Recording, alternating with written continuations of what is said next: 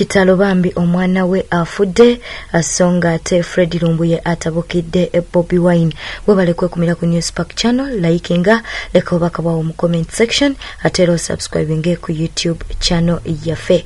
Tutandise ne Mama China abasinga ku TikTok ono mumumanyidde ddala Bambi mu videos zo zabadde ajjanga akola abadde akola nnyo n'omwana ono era bamukazaako eri Mama China nga boli mukumulaba mu video nange oyo mwana amawulire getufuna no ku News Park channel yafudde omwana yavudde mu bulamu bw'enseno.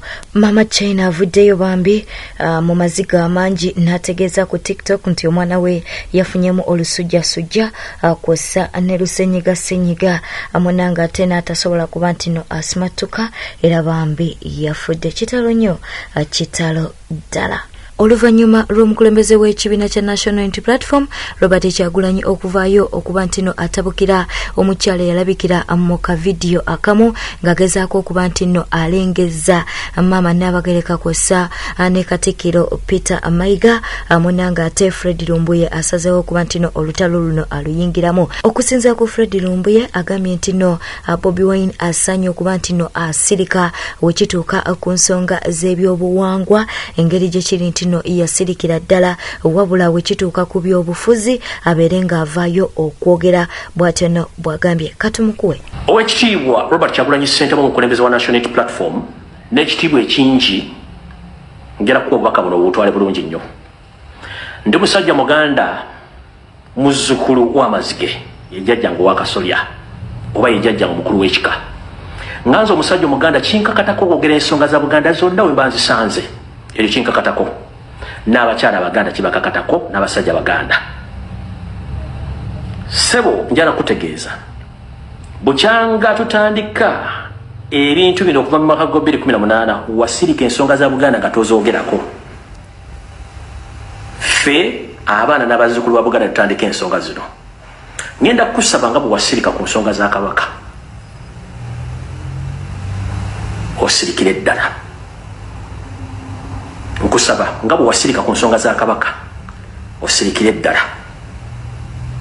Tunakwatagana by'obufuzi n'ensonga za Kabaka ngeri gye wazisirikamu zisirikire ffe abazzukulu abaana n'abazzukulu abasobola tusookereko. Wabwe oli mu byabufuzi kati ffe abasobola okwogera ensonga zino tuleke tuzitambuze nga bwe wali osirise oba osirikira ddala.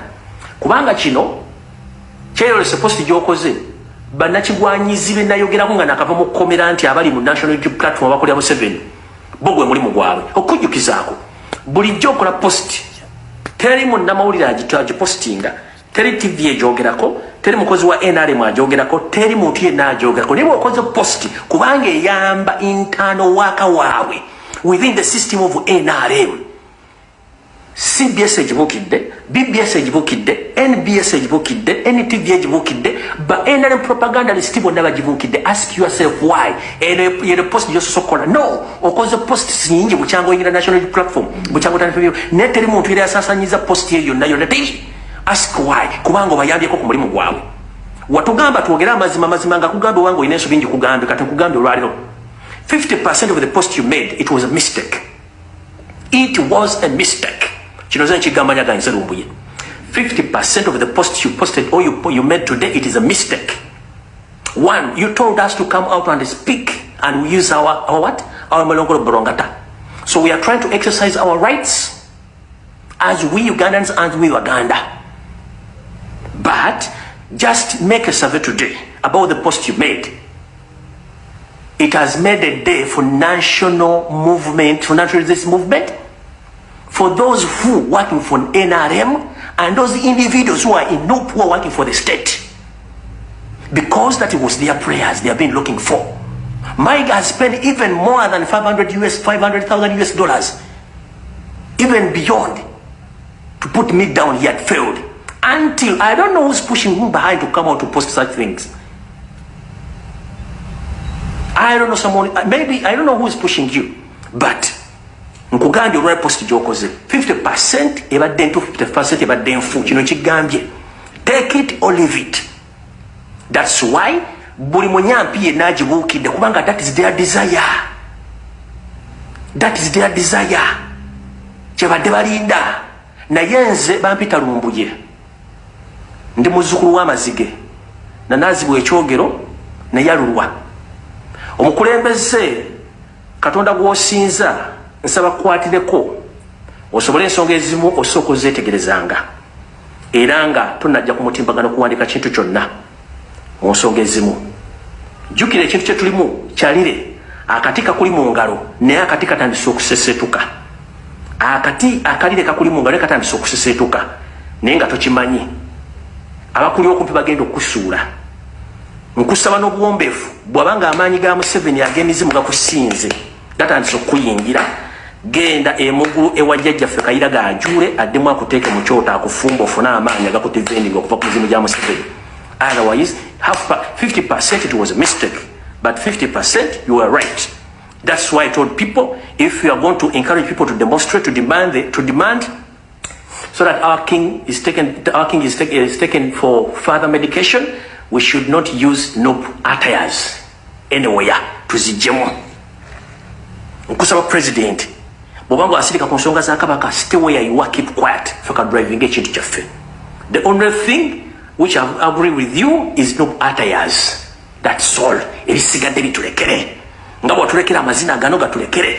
Kyali ku nsonga yemu ye Bobi Wine avuddeyo n'alabula abo bonna abakozesa ekyambalo kya National Unity Platform ne batandika okuba nti no bayisaamu amaaso abamu ku bakulembeze nti kino nno basaanidde okuba nti no bakikomya. Bunnambiro byonno byogeddwa omukulembeze w'ekibiina kya National Unity Platform Robert Kyagulanyi Ssentamu.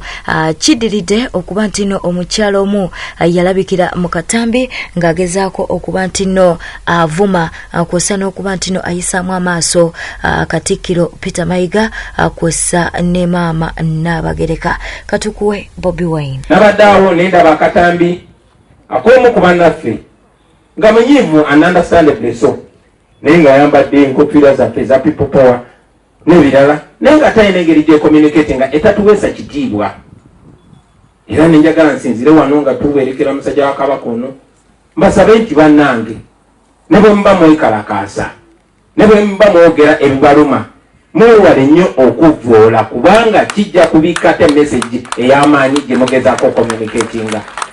Tulina obuvunaanyizibwa okuteekawo ekifaananyi ekyo ekituweesa ekitiibwa ate n'okuyigiriza abo batugoberera kuba tuli bakulembeze tosobola kumanya bantu bameka bo influencinga.